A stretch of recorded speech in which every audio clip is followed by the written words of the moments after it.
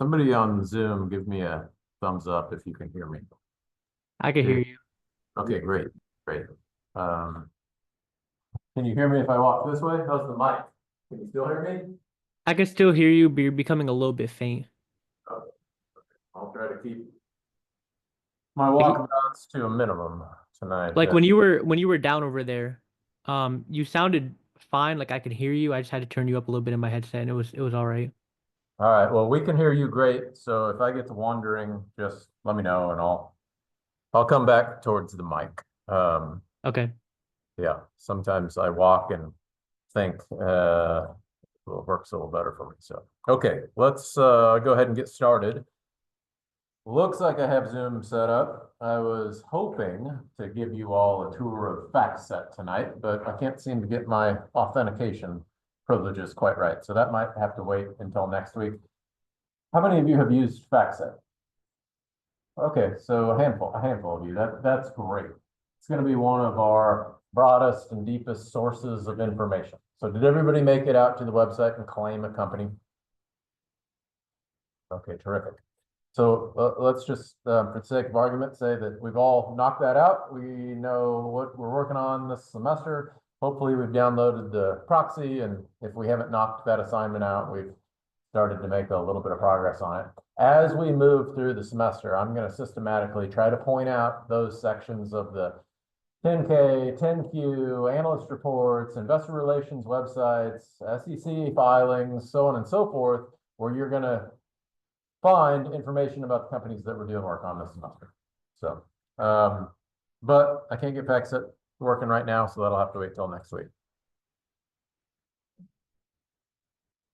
So with that said, let's start with questions.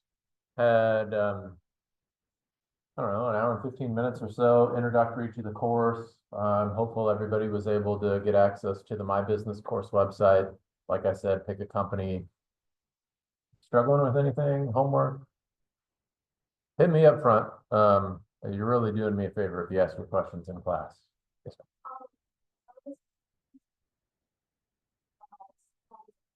Will bring the construct when you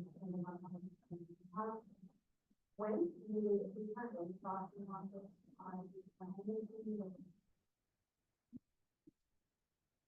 May. Uh, it's a pass fail. So if you turn it in and if you identified how your management team gets paid, you get the points. So just assume for the sake of argument, you got all 40 points. How's your management team get paid? Yeah. a little bit of fairly compromised by base salary, primarily long-term incentives, so, long-term incentives are based on, certain short-term metrics, which is kind of Okay, but you're spot on. So you just broke down the whole assignment in a 30-second description of what I'm trying to get you to key in on. So the management team gets paid based on long-term incentives, but those long-term incentives have shorter term, I don't know, equity ratios or stock price performance or something that they're linked to, which is going to create a kind of a tension amongst the management team. Because when we buy the stock, we want to see that stock do well over the longer term period. We would really like it.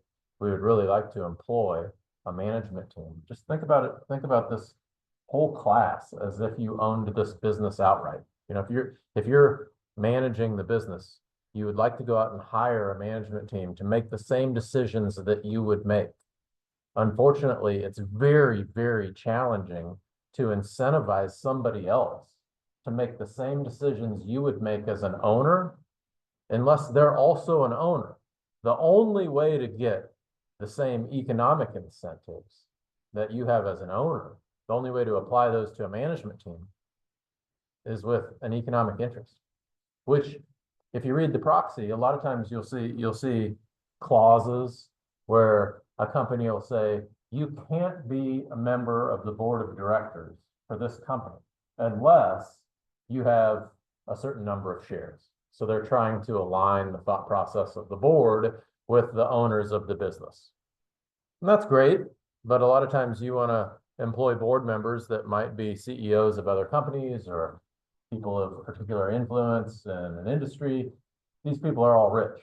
Okay, so if you take somebody that's worth $100 million and you require them to hold $50,000 worth of stock, that's nice, but you're not exactly aligning that ownership. So when I talk to management teams, I will ask them, what percentage of the stock do you own?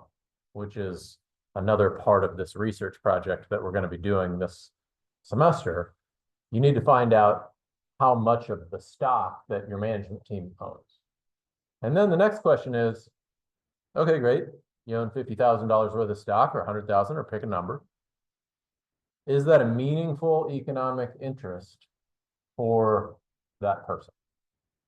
And to define that, you need to ballpark what their net worth is. And if you can see the career path of somebody inside of your company and you know they've been there 20 years and all those salaries are typically publicly disclosed and you can see they've been making $2-3 million a year for the last 10 years. Okay.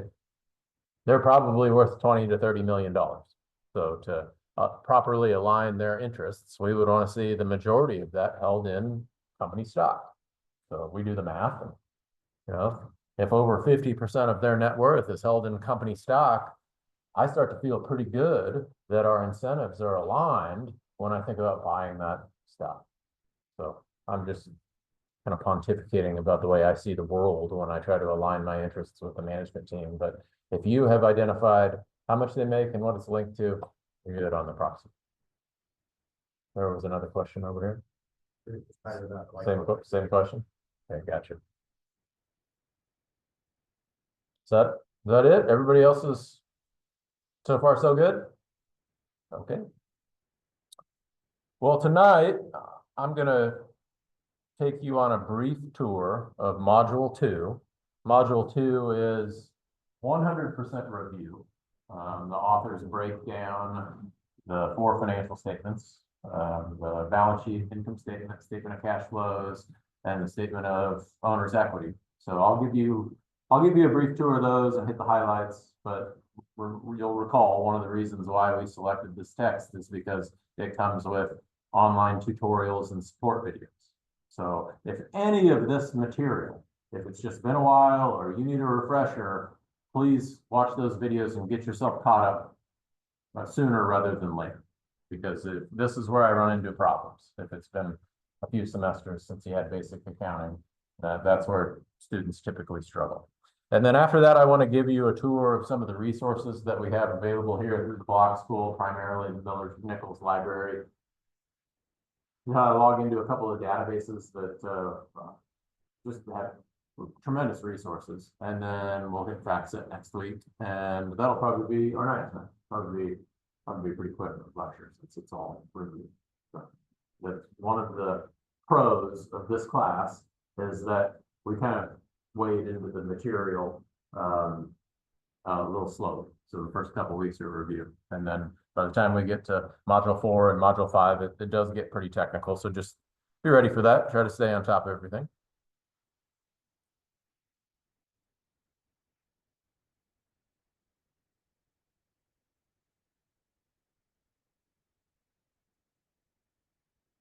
There we go.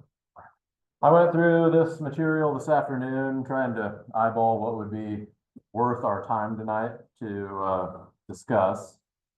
And I have about 20 slides I want to hit on. There's 92 slides in this deck. The first learning objective is the basic accounting equation. So this is a finance accounting 419 and 5561. We're well into your curriculum. So I'm not going to spend time on assets equals liabilities plus equity. But I will spend a little bit of time on some of the nuances that I particularly find meaningful when I'm working on analysis of a company or that have caused other students grief in prior years.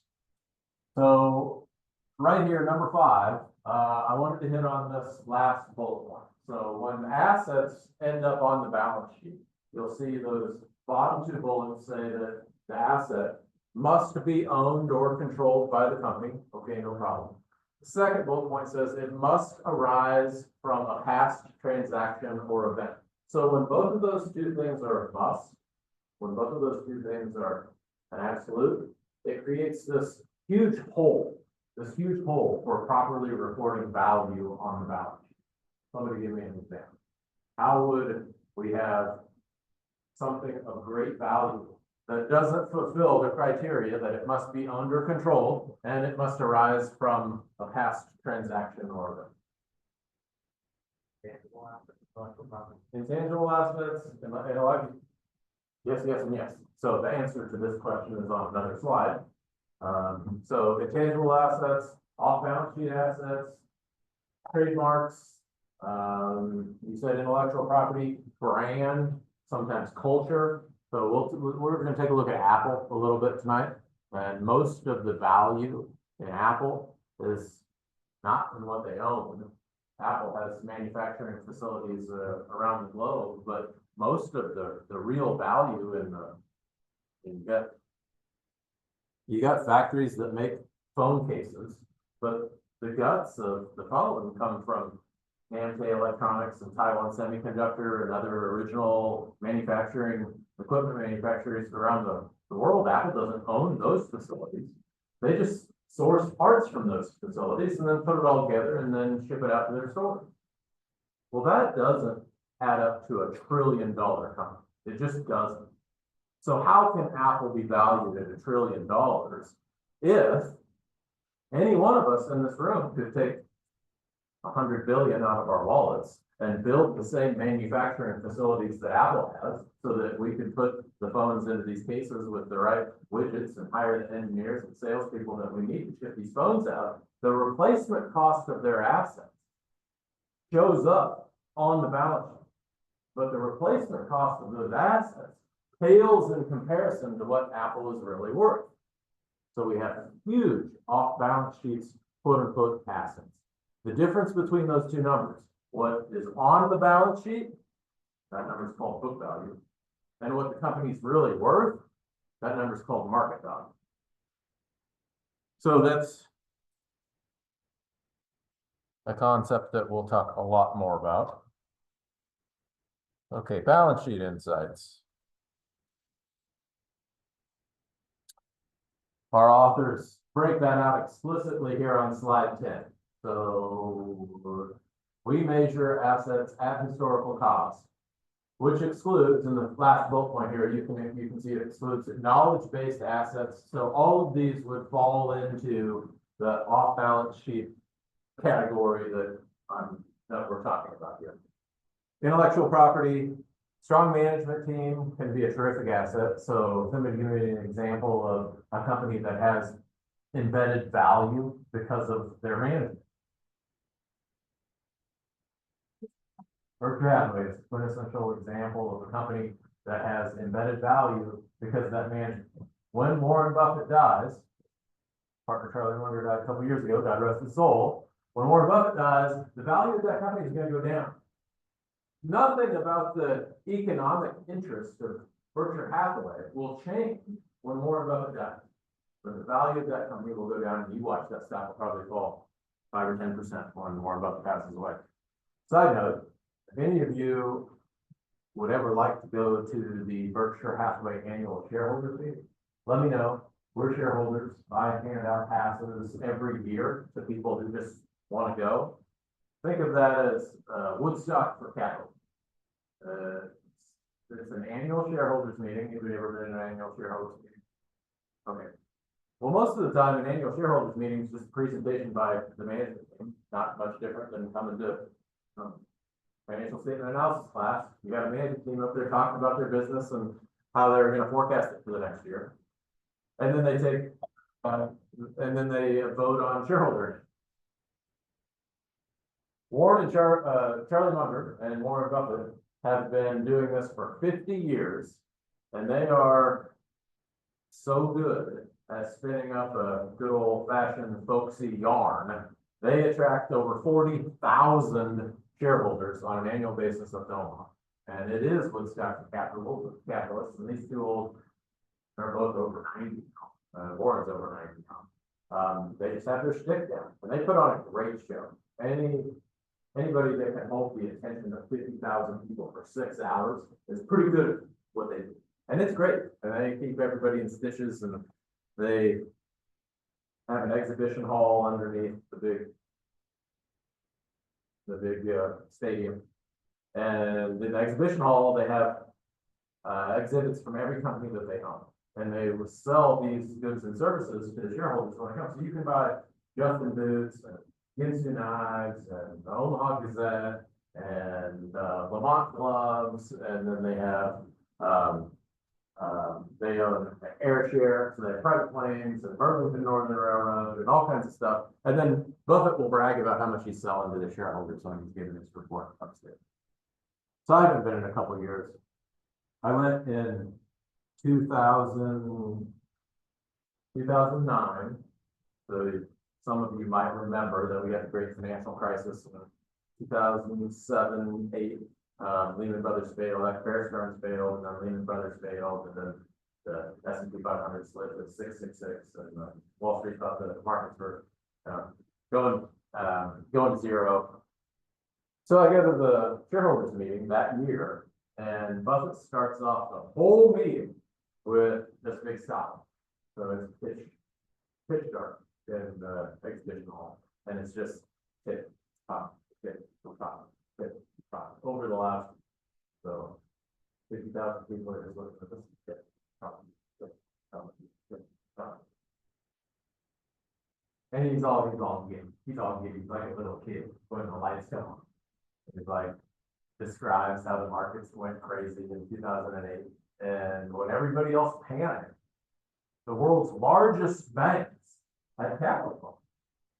Bank of America, Lehman Brothers went broke, Bear Stearns went broke, Aon, Goldman Sachs, they all needed cash.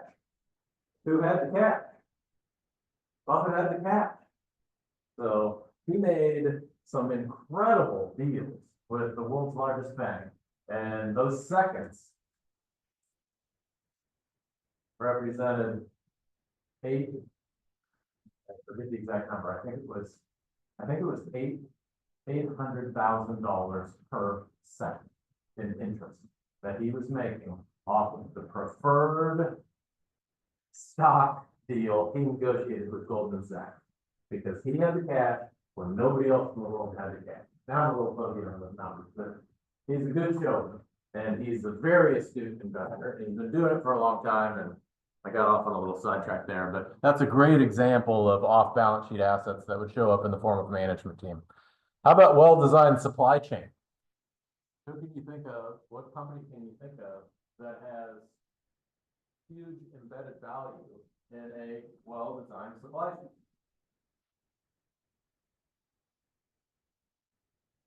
Perfect. I mean, that nobody has ever done it better than Amazon. They have global supply. Amazon and Walmart, those are the two. Walmart has economies of scale that positions them as the low-cost leader, but Amazon does too.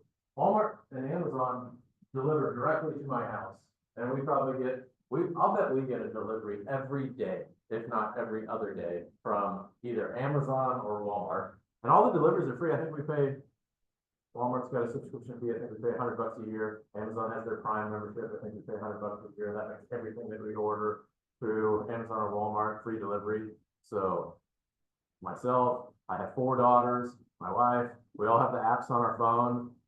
We order stuff all the time. I'm a financial planner. I lose track. It's like I have leakage just flying out of my house every day because I've given my daughters the password to buy whatever they want on Amazon, which is an extreme failure on my part, but it seems to be, everybody seems to be functioning for the time being. Okay, well, that's, and then superior technology, you can think of examples of companies that have superior technology. So your job as you're analyzing the company that you pick is obviously to take a look at their balance sheet so you understand what these assets are, and then the next step is to understand the earnings power of those assets.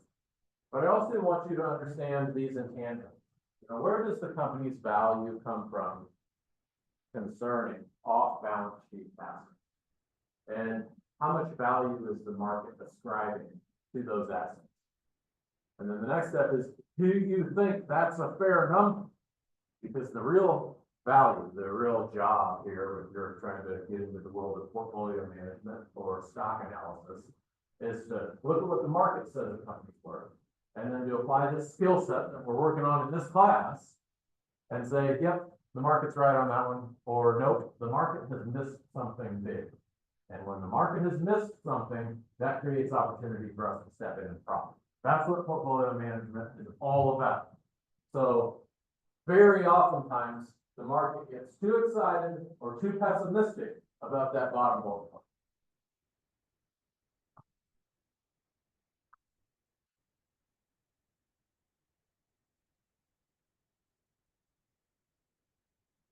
Okay. I'm gonna call myself out here. Sometimes I can be a little thick-headed. The only point I wanted to make on this slide is that unearned revenues and deferred revenues are the exact same thing.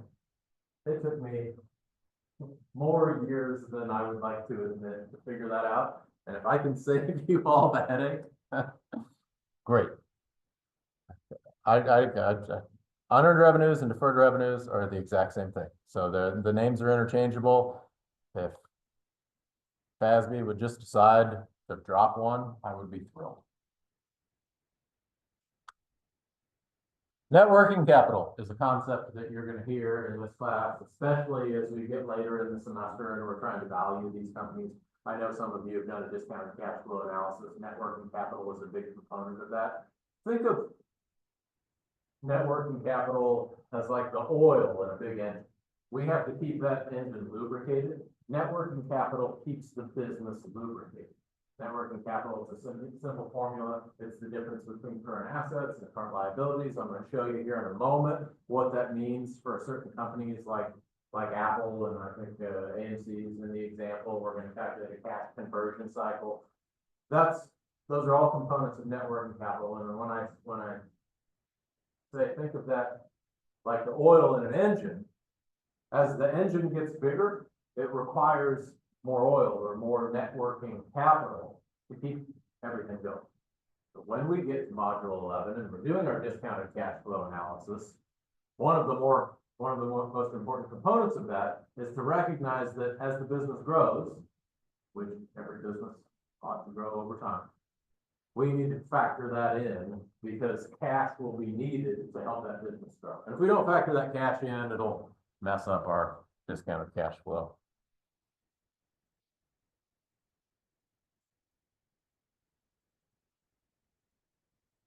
Okay, let's talk about cash conversion cycle.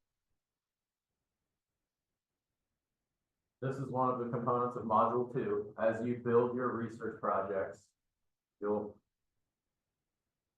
assimilate all of these modules, and from all the work you do to assimilate the modules, you'll put together an executive summary, and from the work you do to build an executive summary, you'll consolidate that down into a cover page that very quickly hits on the most salient points of your analysis. When you do your work on module 2, calculate your company's cash conversion cycle. To do that, you're going to look at average days sales outstanding, average days inventory outstanding, and the formulas are here on another page. We'll get to those in a moment, but average days payable outstanding. So when we add sales outstanding to inventory outstanding and subtract payable, we get a cash conversion cycle. I want you to think about that as the number of days it takes for your business to buy all the raw materials associated with whatever widget your business produces, manufacture the widget, ship the widget, sell the widget, and to collect the cash. So you have a cash outlay on day 1 because you got to buy all the raw materials, and you use the cash to create inventory, and use the cash to ship the goods, and then you sell the widget. You might sell that widget on an accounts receivable And then it might take you 30 days to collect on that accounts receivable. So 30 days after the sale would be when you actually collect the cash. If you add all that up, you get the cash conversions. Here's the point I was gonna make on Apple a moment ago. This cash conversion cycle exercise can give you a lot of insights into whatever company that you're working on. So take Apple. Last week, we talked about Porter's five forces and the buying power of, well, I guess it would just be your company's buying power. So Apple in this case is so huge. Walmart has buying power, Amazon has buying power. Apple probably deploys that power more efficiently than any other company that I've ever done analysis on. So you can see here that their days sales outstanding, 25 days. Contrast that to Applied Material, 78 days. So you can think of that as how long it takes them to collect their accounts. So less than 30 days, that's pretty good. You know, typically the terms that these large companies get can be around 30 days. They're collecting in 25, Applied Materials collecting in 78. Neither one of those are good or bad necessarily. It just gives you a little insights into the strength of the company. Average days inventory outstanding. So Apple has 90 days. It's not taking them very long to manufacture a phone. They're set up pretty efficiently. Applied Materials is 136 days. And then average days payable outstanding. So take a look at Apple, negative 97 days. How is that possible? What's negative 97 days mean when we're looking at days payable outstanding? So accounts payable, that's money that Apple owes somebody else. And this is our cash conversion cycle that we're looking at here. So this is accounts payable. These are not bank loans or long-term loans. These are short-term inventory, probably non-interest bearing credit. Just think about it as if it were inventory. So what Apple is doing is working with their manufacturers, and they're saying, we're not going to pay you. The way this is going to work, and Apple's just, they're bold. So they're like, let me tell you how this is going to work.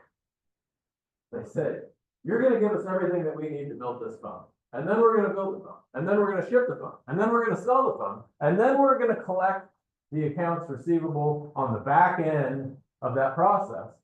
And after all that's done, we'll pay you for the phone. Not very many companies can do that. Not very many companies are as powerful as that.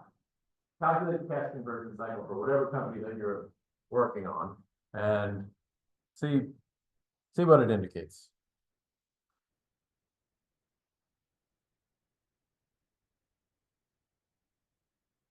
Okay, let's talk about, we kind of moved into learning objective number 3 there. We're talking about, no, we're still on the balance sheet.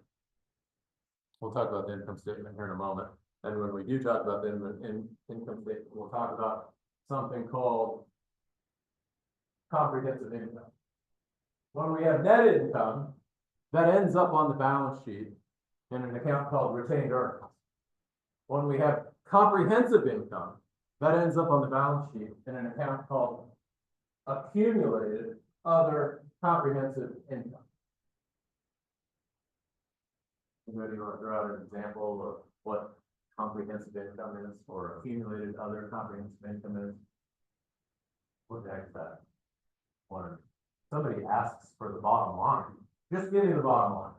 That's a euphemism for net income, right? Just tell me how much we made at the end of the month. How much did we make? What's our bottom line? Well, in the world of accounting, there's something underneath the bottom line. What is underneath the bottom line is called comprehensive income. So I think of this as the junk drawer. Like everybody's got a junk drawer in their house, right? Our junk drawer has phones and I have 4 daughters, so we have a lot of hair supplies in our junk drawer.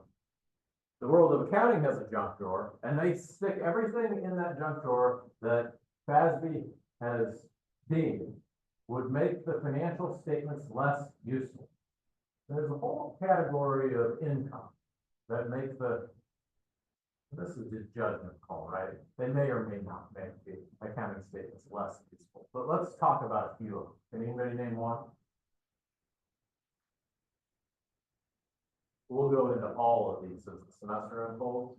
I'm just gonna pick one, foreign currency translation gains and losses end up in a category called other income. So if you're Apple and you're a global conglomerate and you sell phones all over the world, well, if you sell a phone in Europe, what do you get? You get Europe. Sell a phone in China, what do you get? You get yuan or renminbi. Okay, so at the end of the year, well, how does Apple go about reporting its balance sheet? If you look at Apple's balance sheets, it's all priced in US dollars, but we know it's not all US dollars. They have euros in Europe, they have renminbi in China, they have yen in Japan. How do they report that? Well, every year they have to go through this big exercise. It's called foreign currency translation. So you get to the end of the year, and you say, okay, well, we have to report dollars, but we have 20 billion yen. How much is that worth in dollars? You got to translate. And when you translate it, depending on how the dollar has jumped up and down in the last year, anybody knows the dollar's done in the last 12 months? Dollar's been really strong lately. So what happens when the dollar is really strong and we have to translate all those yen? Apple has to translate all those yen. Ouch! They translated into less dollars. We might have had a banner year in Japan, but at the end of the year, when we translate all those yen into dollars, we're gonna take a big loss. So some of these multinational conglomerates, because they do business all over the world and report in dollars, these currency fluctuations can make for huge gains and losses. FASB says that on the whole, foreign currencies tend to be volatile. Some years they're up, some years they're down, but if you average that out over a period of time, it tends to balance out. So for the purposes of reporting, we're going to take all those foreign currency translation gains and losses, and we're going to keep them out of net income. And we're going to put them down below net income in the junk drawer in something called comprehensive income. And as all that comprehensive income flows through the junk drawer, it's going to end up in a category called accumulated other comprehensive income. Pay attention to what that is. Because the core assumption embedded in foreign currency translation gains and losses is that those will balance out over time. That assumption doesn't always hold. And when it fails, you can see a lot of value just sitting there on the balance sheet that sometimes other analysts will have ignored. And when that happens, that is a signal that there might be opportunity for a sharp stock analyst. More to come on that. Lots more to come on that as we move forward through the semester.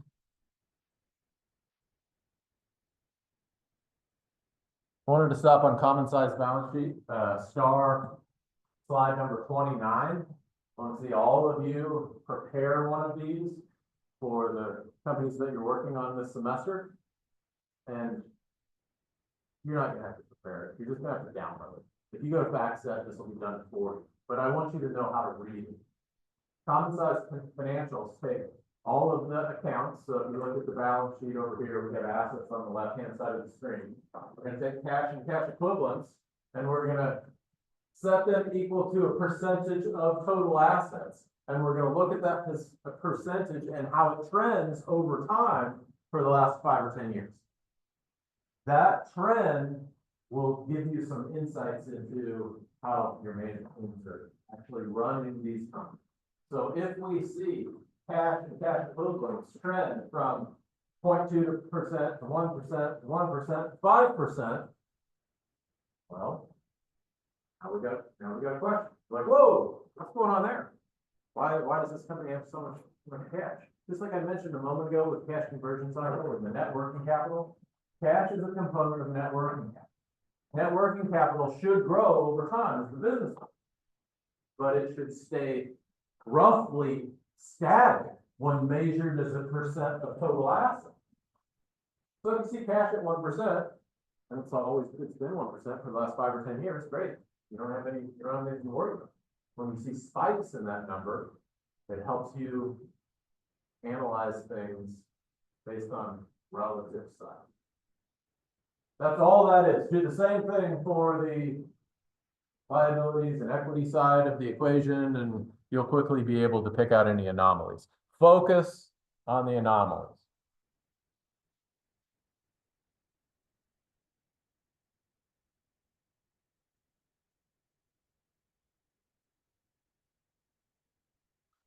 Market value to book value. Mentioned when we first started talking about the balance sheet that there is a lot of value that can be off balance sheet, and those come in a variety of different ways. When we have value that's off the balance sheet, we can identify that with a very simple ratio. We take the market value of the company. Market value of the company is easy to calculate. Just get on the Yahoo Finance or FactSet and look at the market. Market cap equals market value. If you take the number of shares outstanding and you multiply it times the price per share, you get market cap. And that tells you, if that's $20 billion, basically that's the signal that you wanted to buy this company lock, stock, and barrel. You could write a check for $20 billion, and then that company would be yours. You would own everything on that balance sheet that we just showed a moment ago, including all the liabilities. Well, if you take that market cap and you divide by the value of the equity that actually shows up on the balance sheet, you get a ratio called market to book value. Both of those components are shown here for Apple. You can see Apple's market value versus book value. And just like we hinted around, the orange bar is a multiple of the green. So if you go back to 2018, it looks like their market value to book value ratio, which you'll also here refer to as price to book. The price to book multiple looks like it's about 2 times in 18, 2 times in 19, jumped up to 4 or 5 times in 21, 22. No, it's way more than that. 47.3 times in 2022. I'm reading that green bar wrong. So 47.3 times its book value. So what's that mean? What that means is that through the eyes of Wall Street, meaning the investors that are paying for a share of this stock, they're willing to pay 47.3 times the number that's on the balance sheet. So the number on the balance sheet is representative of the net value of the assets. So investors in Apple are willing to pay 47.3 times what those assets are worth. There's got to be a ton of value in brand, in logistics, management team, intellectual property that's not on the balance sheet for that to make any kind of sense at all. And if you think about where Apple is, Apple's not really driving the artificial intelligence headlines these days, but they're at the center of that. Their name's relevant. And when you look at what artificial intelligence can do, well, we may be on the cusp of another productivity boom that looks a lot like the early 2000s. And if that's the case, well, I don't know if we'll go through another early 2000s bust, but I do know that the early 2000s laid the groundwork for 2 decades of GDP gains that treated investors very, very well. So 47.3 times book value, that could be a great price, depending upon how the next few years unfold. Please interrupt me at any time with questions. I'm not really pausing for questions, but.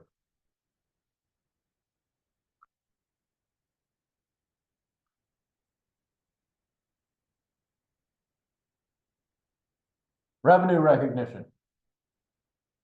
You'd think this would be easy. You'd think that there would be hard and fast rules around when we book revenue on the income statement. The first line on it, how do we record revenue? Well, we gotta make a mistake, right? I don't know. Amazon, Walmart, Apple, Microsoft. You walk into Apple, you buy a phone, that's a sale. They're gonna recognize that revenue. It's gonna show up on their income statement. You would think that there would be some simple rules around revenue recognition. It can get very, very complicated. So your assignment is to go into the 10K filing for whatever company that you selected and find the section labeled revenue recognition. Most of the companies we're going to be looking at this semester have a clearly defined section of their 10K called revenue. And if you have a simple business, then the revenue recognition is gonna be simple. But if you have a complicated business, and Boeing is the most complicated that I've ever come across, their revenue recognition policy is so complicated because they build planes that can take 10 years to fulfill. So I haven't worked at Boeing in a long time, but I remember when I was a junior analyst, that was one of the first companies I ever got assigned to look at for the Buffalo funds. So I'm looking at Boeing and I come to understand that they use a revenue recognition policy that's like, I think they call it procurement accounting. I'm not 100% on that. But the gist of it was, in order to sell a newly designed plane, the 787 at the time had a carbon fiber fuselage. And they went out to all of their clients and they say, this carbon fiber fuselage that we're gonna build is gonna save you 30% on your fuel costs. You can save 30% of fuel costs for a company like Southwest Airlines. That's a huge component of their P&L. That's a really big deal. So they sold these planes. Well, they couldn't immediately recognize the revenue because they were selling vaporware at that point. They had an idea. I mean, it was a proof of concept, but they had never successfully built one of these before. So they had to retool their entire facility to build this carbon fiber fuselage, and that ultimately led to the 787. But to fund that initiative, they had to sell tens of billions of dollars worth of planes that would be delivered over the next decade.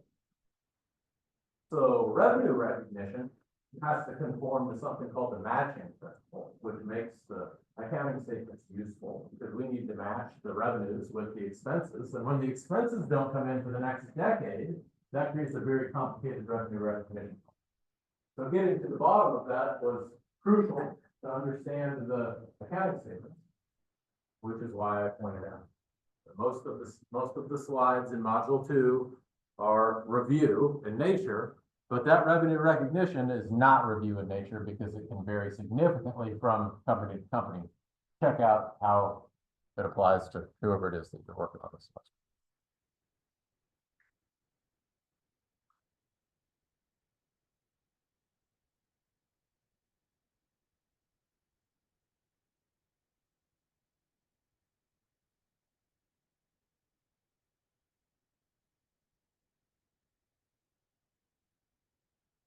Discontinued operations.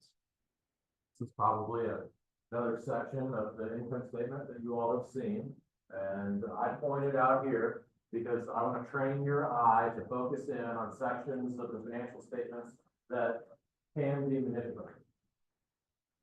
Discontinued operations is one of those sections. So how does it work? It's exactly what it sounds like if you're behaving yourself. Companies do this all the time. If you have a company like Fortune 500 company with multiple different lines of business, Procter & Gamble is probably the best. They have 50 different lines of soap and detergent, deodorant, household cleaners, and so on and so forth. And they shutter brands all the time. So you shutter a brand. I don't know, pick one, pick a line, and then the other if you want to sell it anymore. So that becomes a discontinued operation. And you report it just like that. You take all those revenues and all those expenses and you can consolidate them down and you report something called gain or loss on discontinued operations, and that's all net of tax. The reason you do that is because you want to separate that from continuing operations. As financial analysts especially, and as investors, what we care about, theoretically, you'll recall from your finance class, that theoretically, if we knew with certainty what the cash flows were going to be into the future, what this business was going to generate cash flows into the future. If we knew that with certainty, we could just apply a discount rate, use time value of money, calculate all that back to present value, and we would know what the company was worth. But we don't know any of that with certainty. But if we did, that's how it worked.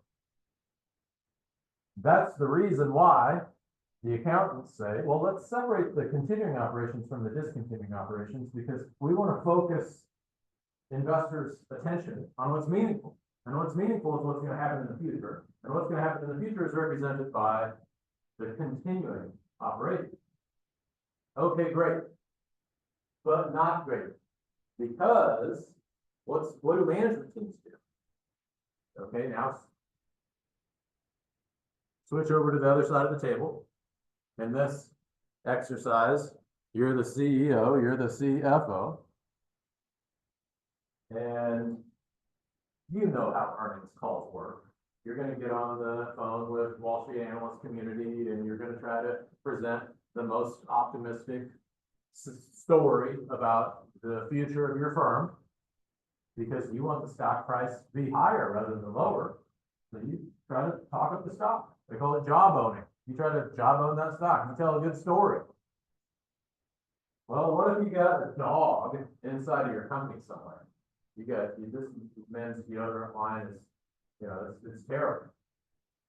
Well, one way you can do that, especially if you have short-term things. So you mentioned at the top of class that you have some incentives that are long-term, but they're tied to short-term numbers. Well, a lot of times short-term numbers show up in 30-day fluctuations, 60-day fluctuations in stock price. And if your options package is vesting in that 60-day window or 90-day window, then you're all the more incented to talk up the stock or tell a good story. And one of the ways you might tell a good story, if you have a loser in your portfolio, is to say, well, that loser is a discontinued operation. And that's just another way of saying, you don't have to worry about it because that's going away. What you need to focus on is the continued operation. And this becomes kind of a kabuki theater with a lot of management. If they do it once, fine. If they do it twice, I start to feel a little bothered by it. If it becomes a pattern, run the other way. Just run the other way. Now, a pattern is hard to identify because if you're looking at $1 trillion company that has global operations, they may have discontinued operations every reporting period. Your job as an analyst is to come to some conclusion about whether or not those discontinued operations are meaningful and if they're systematically trying to hide something that you think is discontinued. So in 2023, Johnson & Johnson, they split off their consumer health sector. And so any, That can you? Okay, yeah. any like revenue was made, or any money was made back here, is this something that like that would fall under with that or with that? No, this is different. Okay, So what you're describing is something called a spin-off, which we'll talk about in module 10. And I'll give you a preview right now. Anytime you see a company spin off another division, pay attention. Because spin-offs are one of the most profitable segments of the market. I mean, that's not really a segment of the market, it's more a transaction, but they're one of the most profitable transactions that you'll come across. And here's the way that works. Johnson & Johnson is a huge, global, large cap, blue chip, dividend paying company. Everybody knows Johnson & Johnson. Most of Johnson & Johnson are owned by the largest mutual fund companies in the world. And the largest mutual fund companies in the world are organized by their shareholders to do one thing. In this instance, typically, it's to hold large cap, blue chip, dividend paying companies. They're large cap mutual funds. That's just how the industry is. And the industry is so huge that most money adheres to those investing parameters. So when a company like Johnson & Johnson decides that Tylenol, which is what can they make Tylenol and a few other over-the-counter drugs that are not very glamorous, they're not very sexy, and they're not afforded the type of growth multiples that Wall Street affords the pharmaceutical and other high-growth lines embedded in Johnson & Johnson. So the theory is, well, let's take this business line and spin it off. And we'll keep all the high growth stuff. And Wall Street will recognize us as more of a fast growing company and they'll award us a higher value. Okay, that actually works sometimes. To put that transaction into effect, imagine you're a portfolio manager or any investor really. You log into your Fidelity account or Schwab or wherever it is that you trade. Yet today you see Johnson & Johnson, 100 shares. Tomorrow, when you log into the same account, you see Johnson & Johnson, 100 shares, can be 100 shares. All right, what is this can? Johnson & Johnson would have had to announce it, but if you're just a typical investor going about your day doing your thing, all of a sudden you show up, you have 100 shares of Kenvue. You don't even know what it is if you haven't been paying attention. So what do most investors do?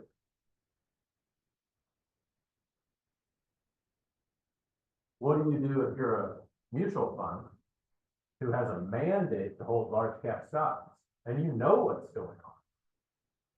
Well, Kenvue doesn't fit your mandate. Kenvue's not on that stock.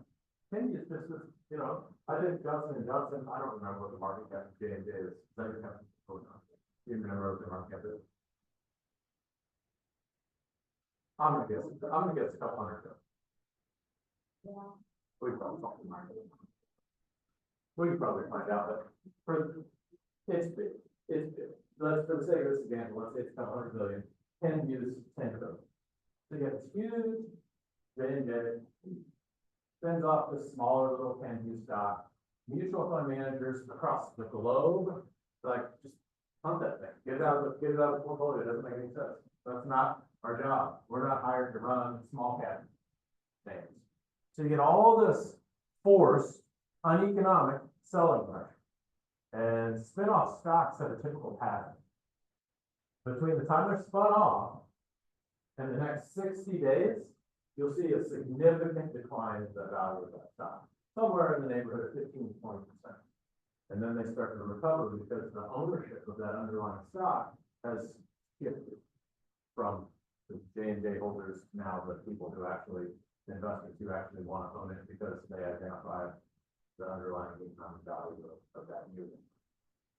When they spin that off, you'll get two completely pro forma balance sheets and income statements, and all that will be issued with the stock. So the accounting's a little different than some discontinued operations, but yeah, anytime you see spinoffs, pay attention to that. And the truest form of that example I threw out there will be a large cap stock spinning off a small cap unit. And Kenvue's a good example of that.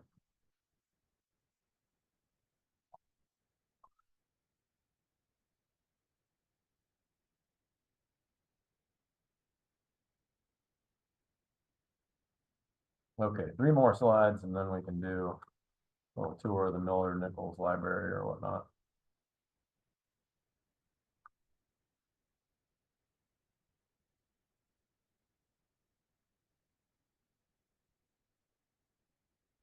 I really liked this slide. I just wanted to make a note to encourage all of you to star this slide when you look at the statement of cash flows. Ask yourself these questions. These are great. One of the questions that I ask every management team that I talk to is, what are you doing with your cash? And that's insightful because it's going to give you some idea of what the management thinks is their best future opportunity. So if a company like J&J, if they want to be seen as a high growth company, well, you would expect that they have a lot of opportunities that represent high growth. And if they do have a lot of opportunities that represent high growth, they'll be investing in cash, building new projects, investing in M&A, hiring sales staff, whatever they need to do to pour fuel into those initiatives. What are you doing with your cash? Those are some of the questions that every analyst needs to understand first off when they're trying to get their hands around a new business. You know, maybe the best use of cash is in buying back company stock. I hear a couple of years ago, I look at these transactions a little bit skeptical because I see management teams getting themselves paid, which is why we do the proxy analysis first. If your management team is paid to increase earnings per share, or if they're linked to earnings per share growth, and they're using the cash of the company to buy back shares, well, in your investing class, you probably learned that management team buying back its own shares is a signal that those shares are undervalued. That's how it should work. Management has more knowledge about what their own company is worth. If you own a business, you should be the one that knows better than anybody else what that business is truly worth. So if you're going to go out and buy your shares back, that's a signal that they're undervalued. But for a management team who might be compensated based on earnings per share, because if they're compensated based on earnings per share, Well, then their option package could get triggered if earnings per share increases. And one way to increase earnings per share is by decreasing the denominator of that ratio. It's just simple math. So you may be incented, the management team may be incented to buy back stock that's not cheap at all, but actually overpriced, because in doing so, they get paid. That's a good example of why we start this class with an analysis of the proxy.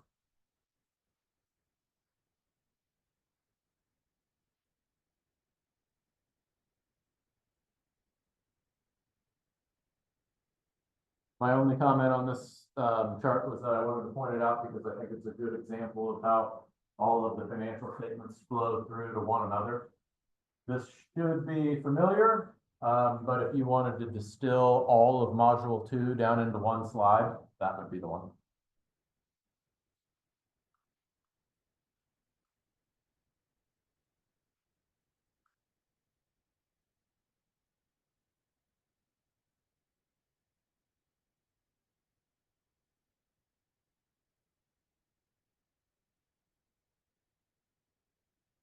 Okay, and then we'll get into some of these.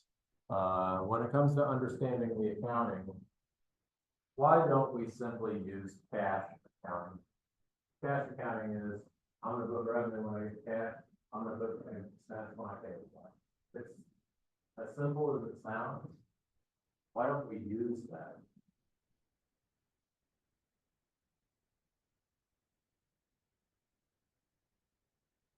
And the obvious answer is, well, there's gotta be a better way. If we're not gonna use cash accounting, somebody somewhere thinks that the way we do it is better.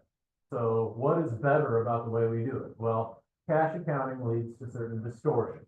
If we only book revenue when we collect cash, well, then we don't get to book a lot of sales that we might sell on credit. If we only book an expense when we pay the cash, we fail to book a lot of liabilities that we're gonna have to pay in the future. And we need to reconcile those so that we can give Wall Street, the general investing public, a more honest representation of what this company's future prospects really are. So then the way we do that is to put expenses on the book when they're actually incurred, whether or not cash goes out the door, and to put revenues on the book when they're actually incurred, whether or not cash goes out the door. And then in order to do that, we have to have a whole bunch of rules. And we need to know those rules, which is why I encourage you to get to know the revenue recognition policy, because if we don't know those rules, then we're not going to be able to get our minds wrapped around these businesses. More to come on that. There's a lot of policies that go into these accruals, and there's a lot of opportunity for management teams to manipulate the accounting, which is why we have to know the accounting. We'll never be able to spot a manipulation. We'll never be able to spot shenanigans if we don't know the way the accounting works. So we gotta know it. We just gotta know the accounting. I have never considered myself to be an accountant, but I really always did like the stock market, and I wanted to be an investor. And I just slowly came to the realization over time that I could never be a good investor if I didn't understand the accounting. So we're going to get into that this semester. Okay, that's module 2. Any questions on that material? Okay, 10 points worth of homework on the My Business course site, supplemental videos, supplemental tutorials on the My Business course site. So you should be able to refresh your memory there. Let me know if you have any questions. All right, with our last 15 minutes, I'm going to give you a little tour of the Millers-Nichols library anyway.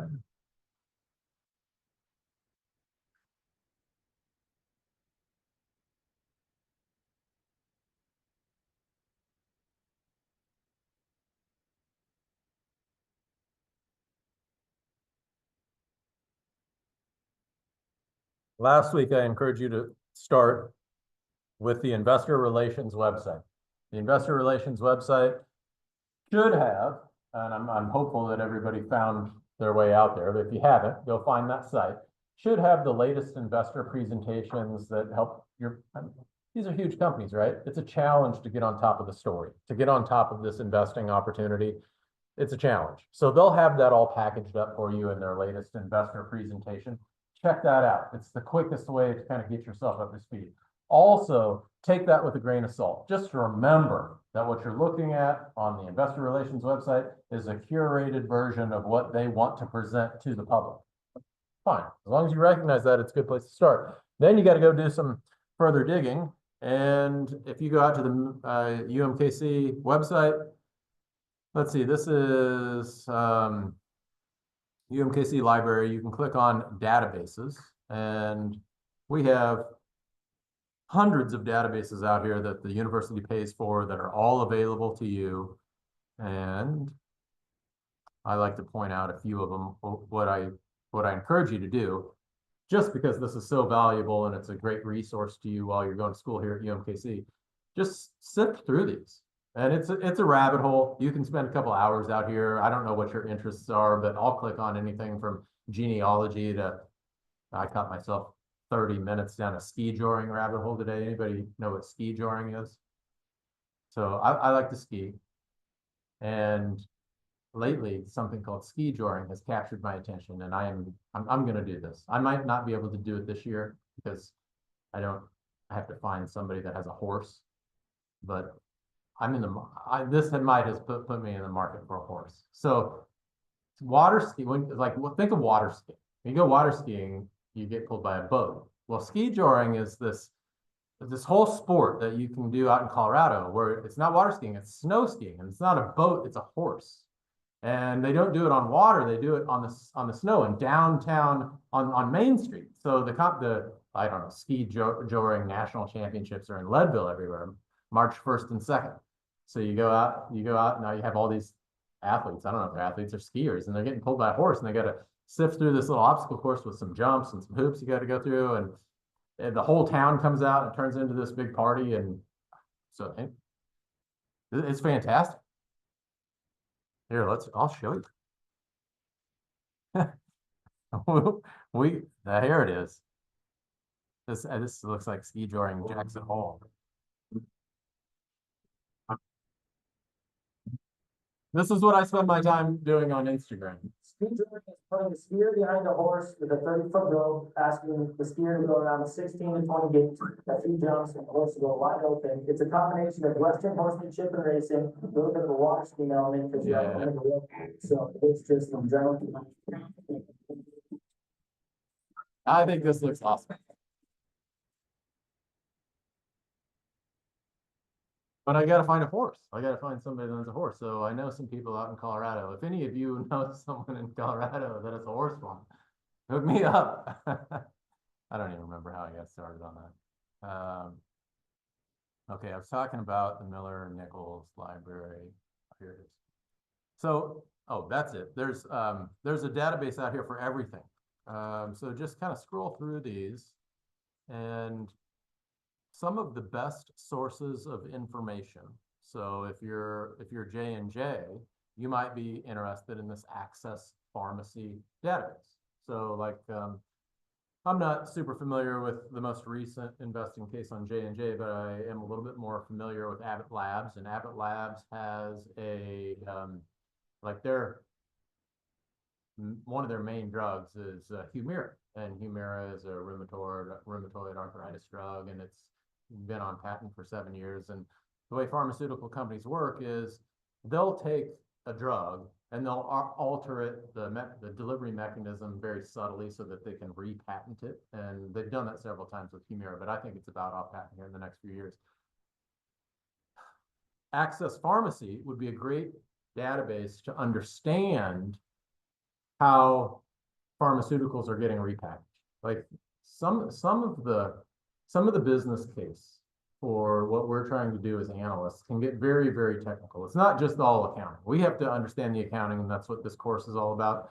But when you want to look at the business case, the growth opportunity, the market, how these companies compete against some of their competitors, these industry-specific databases can give you a level of insight that you can't find anywhere else. So just kind of scroll down through each of these. There's 288 of them.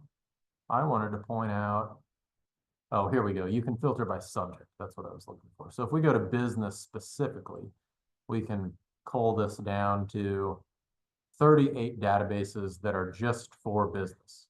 So this IBIS world, one of the more common questions I get in this class is how to identify the comps, the industry comps and the companies that I want to compare my business to. IBSI World does that for you. Just go in there, download the industry report. You're going to get SWOT analysis. You're going to get all kinds of great stuff. US and global industry reports right there in IBIS. Mergent Online is another great database for finding information, research reports. Let's see. You come in here, you look for a company, company search. Let me search for IBM.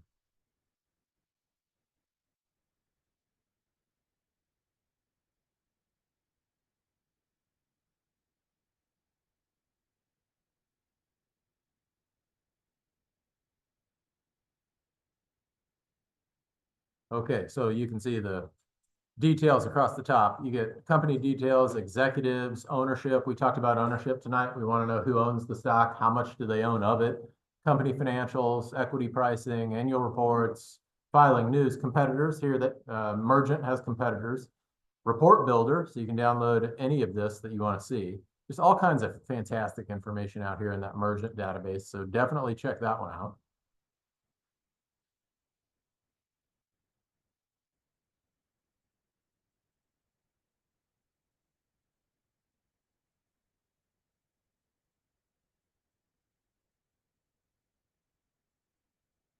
Business Analyst Online is another good one, especially if, I don't know that this would be relevant to any of your classes, but that database has a lot of information on private companies.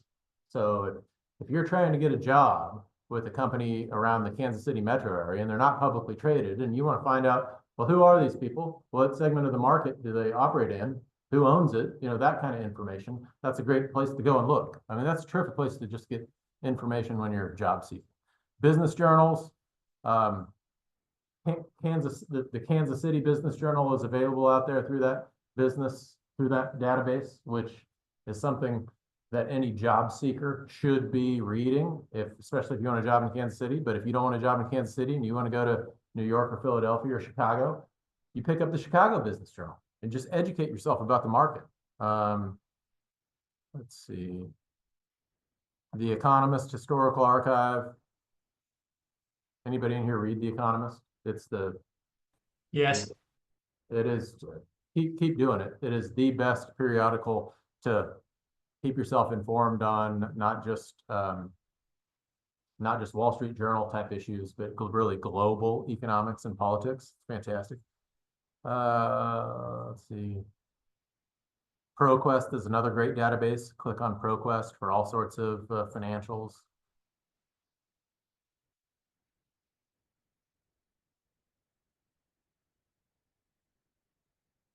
Access to the Wall Street Journal out here. And there you go. That is a whirlwind tour of the resources that are available to everybody in this room through the Miller-Nichols Library. So spend a little bit of time with that. It will help you out in this class. And I think you'll find that it's a great resource for all kinds of stuff. That's everything I wanted to cover tonight. Quick note on scheduling. I am going to be out of town in 2 weeks.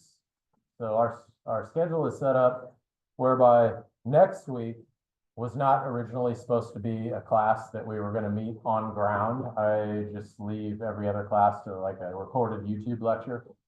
It's because it fits with my work schedule, but I'm going to have to swap that up. So I'm going to send out an announcement through Canvas so everybody gets a reminder. Next week, I'm going to lecture on Module 3 right here at our normal time. So I'll see you all back here next week at 5:30, and then the following week, I'll be gone. I'll be out of town.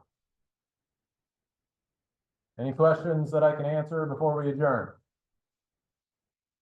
I don't know if you class, but we don't have to worry about that. Oh yeah, that's right here. So make me a note card. What I'm going to try to do with those is I'm going to try to remember your name, but it'd probably take me all semester to do it, and I'll probably get half of it, if that.